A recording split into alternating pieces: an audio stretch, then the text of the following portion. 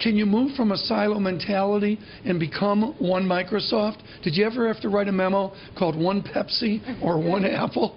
Absolutely, and it's really challenging. It's a 24-hour job. And it's a cultural change as much as an organization change. As you know, Microsoft went through a major organization change last week. Their stock is actually up $55 billion this year, so it's not like the company isn't, still going to be sustainable going forward.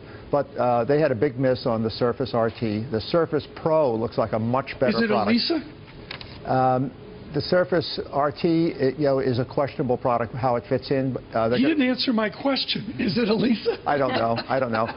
For those who don't remember Lisa, that was 30 years ago. It was the first graphics-based computer Apple did before Macintosh. It did not succeed. Yeah. But the Surface Pro may actually be a pretty good product, and that's coming out reportedly in Q4 of this year. That is mobile as well as able to do a lot of things that PCs have done. So we'll just have to see. Scarlett, do we see anything when it comes to software margins? Well, that's the thing. Software margins, at least, which was Microsoft's bread and butter, are so much higher than what Microsoft and Steve Ballmer want to focus on now, which is hardware and services. So that's going to be another rethink, a repositioning for the company and for investors, too.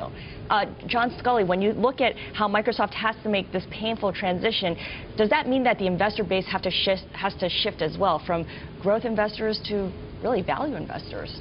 Well, I think the investor base has already shifted on Microsoft to value investors. It hasn't been a growth story for quite some time. But what Microsoft is trying to do is to go to what they call a device and services business model. And their Azure on-premise server business is actually very strong.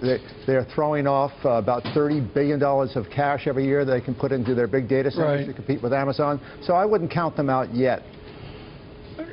I could ask like 45 more questions. But that cash is what a lot of people are counting on. What is Microsoft going to do with that? The cash they can use that's not held overseas. Well, Rick Sherlund said on this desk with Nomura, the famed analyst, they ought to buy back 20% of the stock as a starting point. That's been a big push. And I think they'll spend a lot of that cash on big data centers because Amazon is a very big looming competitor to them going forward. Amazon's doing really well. It's got a very high multiple, has almost no profit because people have a lot of confidence in Jeff Bezos as a game changer. And so I think they'll spend some of that $30 billion of free cash flow building out data centers.